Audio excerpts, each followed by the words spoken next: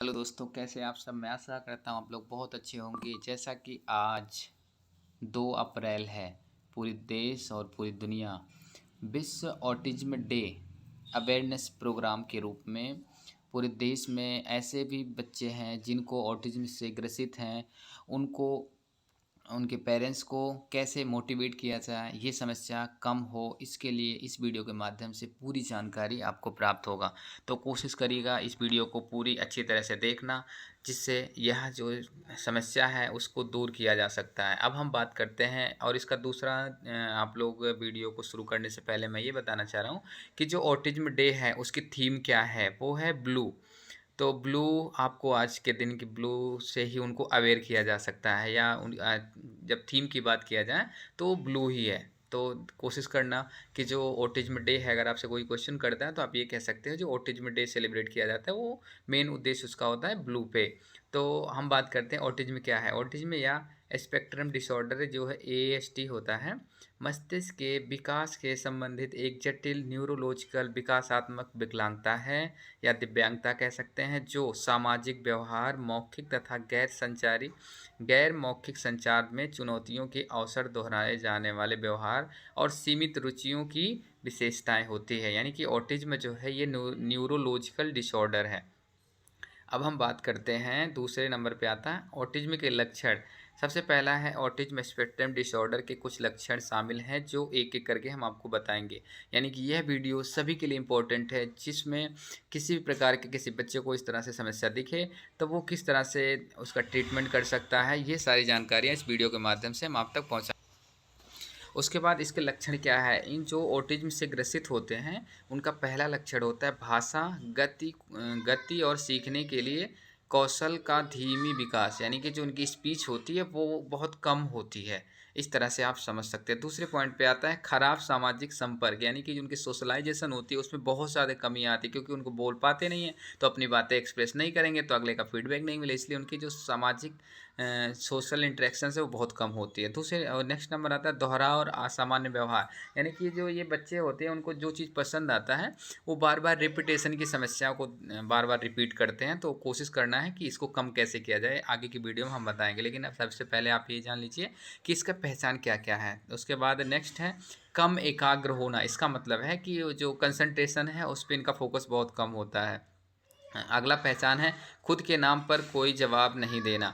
कई बार ये बच्चे ऐसे होते हैं कि इनको ये नहीं पता होगा तो इनका नाम क्या है, तो इसलिए उनके नाम बुलाने पर शायद वो कम से कम रिस्पॉन्स करते हैं। नेक्स्ट पॉइंट है बोलते समय आँखों का कम संपर्क होना। यानी कि जो उनकी आई कांटेक्ट है वो भी पुअर होती है, ये भी एक उनका पहचान है। नेक्स्ट पॉइंट है कि लोगों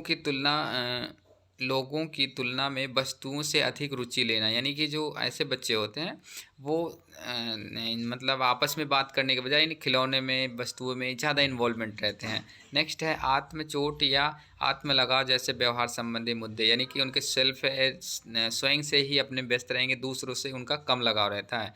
नेक्स्ट पॉइंट है बहुत विशिष्ट रुचियाँ लेना। यानी कि जिस चीज़ में उनका इंटरेस्ट बहुत ज़्यादा है वो उसी पे ही ज़्यादा फोकस करते हैं।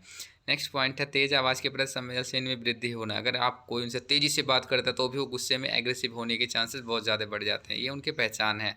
अब हम बात करते हैं कि ऑटिज्म बच्चों के कारण, यानी कि जो ऑटिज्म हुआ है उसका सबसे बड़ा साइंटिफिक रीज़न क्या हो सकता है, उसके बारे में आगे हम बताएंगे। तो हम बात करते हैं हम ठीक ठाक पता नहीं चलता है कि ऑटिज्म का क्या कारण है, लेकिन डॉक्टर और शोधकर्ताओं के अनुसार मस्तिष्क को संरचनात्मक या कार्यात्मक क्षति ऑटिज्म का कारण बन सकता है। गर्भावस्था के दौरान जटिल व जीन उत्परिवर्तन असामान्य मस्तिष्क के विकास के लिए जिम्मेदार हो सकता है, जिसका परिणाम स्वरूप ऑटिस्टिक विशेषताएं होती हैं या उसका कारण है। और उसके जोखिम, यानी कि ऐसे होने पे उनके क्या और जोखिम भरे कारण क्या हो सकते हैं उसके बारे में हम आपको बता रहे हैं आगे। प्रोटोगाइल एक्स सिंड्रोम जैसे अनुवांशिक लक्षण, भारी धातुएं और विषैली पदार्थ का गर्भवती माँ के संपर्क में आने से। आगे है गर्भाधान के समय माता पिता की आयु अधिक होना, बच्चे का जन्म के समय कम वजन होना, ऑटिज्म का पारिवारिक इतिहास, मेटाबॉलिज्म असंतुलन होना, शैशवावस्था में या गर्भावस्था के दौरान अप्रवर्तक संक्रमण, दवाओं के अत्यधिक जोखिम जैसे कि मोटे आदि बढ़ना, यानी कि जो इनके सिम्टम्स हैं ये सारी हो सकती है। इसका रीज़न ये जैसा कि हमने आपको बताया है ये भी हो सकती है, इसका रीज़न ऑटिज़्म होने का ये रीज़न हो सकता है। अब हम बात करते हैं कि इनको हम कैसे सिखाया जा सकता है, यानी कि एकेडमिक या इनको कैसे मोटिवेट किया। टीचिंग टूल्स होता है कम्युनिकेशन हैंडीकैप्ड चिल्ड्रन। यह एक ऐसी कार्यक्रम है जो बच्चे को स्वतंत्र रूप से काम करने और उनके आसपास के वातावरण को व्यवस्थित करने में मदद करने के लिए चित्रानुसार उनके अन्य दृश्य संकेत का उपयोग करता है। यह पद्धति बच्चों के कौशल और आत्म केंद्रित के संबंधित समस्याओं को स्वीकार करने की क्षमता को बढ़ाने का प्रयास करती है। यानी कि जो टेज है, टेज के माध्यम से हमें फ्लैश कार्ड होती है, अलग अलग उसको सिखाने का एक तरीका होता है जिसके माध्यम से उनको सिखाया जा सकता है। हम बात करते हैं कि ऑटिज्म का इलाज, यानी कि जो हमारा ऑटिज्म बच्चे होते हैं उनका क्या इलाज हो सकता है।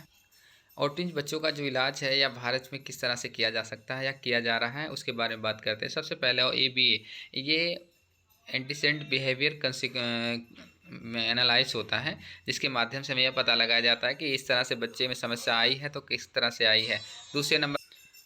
दूसरे नंबर पे बात है तो नहीं व्यावसायिक चिकित्सा। उसके बाद व्यावसायिक चिकित्सा का मतलब OT, उनका ऑक्यूपेशनल थेरेपी कराई जाती है जिससे ये समस्याओं को कम किया जा सकता है। तीसरे नंबर पे आता है भाषा चिकित्सा। भाषा चिकित्सा का मतलब स्पीच थेरेपी के माध्यम से भी इनकी जो समस्याएं को उसको कम किया जाता है।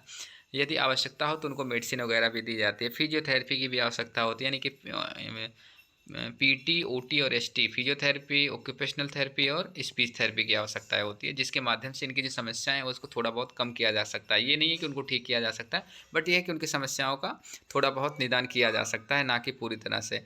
अब ऑटिज्म बच्चों का निदान क्या है। ऑटिज्म एक तंत्रिक संबंधी विकासात्मक विकार है जिसके बारे में यह माना जाता है कि यह महत्वपूर्ण आनुवंशिक कारक है। चिकित्सा पेशेवर रोगियों के इतिहास और व्यवहार के आधार पर स्थिति का निदान किया जाता था। मनोविज्ञान, न्यूरोलॉजिस्ट तथा बाल रोगी विशेषज्ञ जैसे हेल्थ केयर विशेषज्ञ इनका निदान कर सकते हैं। ADHD का निदान करते समय मनोविज्ञान अधिक जानकारी के लिए कोई स्रोत का उपयोग करते हैं, जैसे मरीजों का इंटरव्यू लेना, रोगों के व्यवहार का आकलन करना, रोगों की संज्ञानात्मक तथा भाषा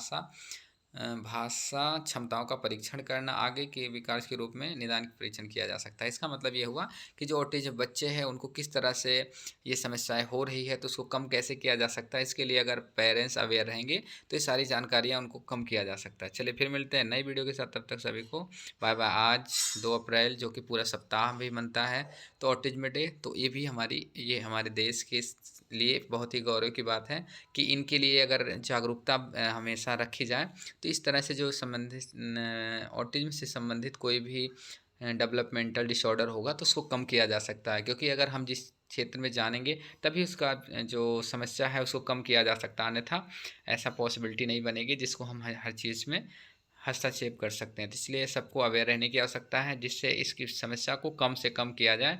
और वैसे कि जैसा कि आज के डेट में मोबाइल फ़ोन का सब लोग ज़्यादा से ज़्यादा उपयोग कर रहे हैं तो इस तरह से केसेस बहुत ज़्यादा बढ़ने की संभावना बढ़ रही है, तो सभी को इसके लिए अवेयर होने की आवश्यकता है। चलिए फिर मिलते हैं नई वीडियो के साथ, तब तक सभी को बाय बाय।